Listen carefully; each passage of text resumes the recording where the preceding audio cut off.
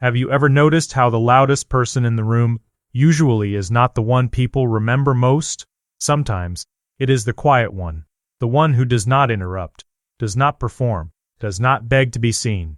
But somehow, when they finally speak, the room shifts. That is the quiet dominant. And no, this is not about being cold, intimidating, or emotionally shut down. It is something deeper than that. It is presence. It is self-control. It is power without display. The quiet dominant speaks little, but when they do, people listen. Why? Because their words do not feel thrown around. They feel chosen, measured, intentional. They do not talk just to fill silence. They talk when something actually matters. And that alone is rare. In a world where so many people are trying to prove themselves every second, the quiet dominant does not seem rushed to impress anybody. That calmness sends a message. I know who I am. I do not need to perform it for you. That is why their presence feels different. They walk into a room and do not chase attention. They do not force energy.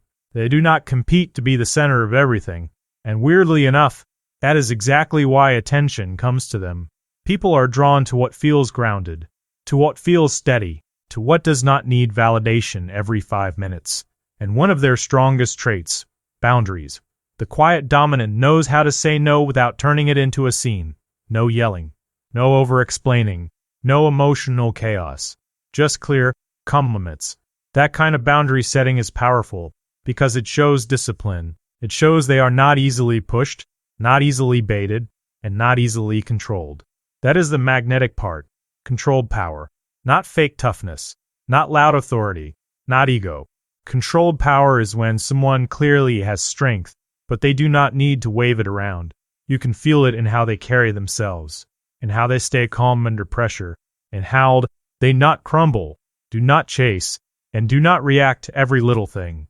The quiet dominant reminds us of something important.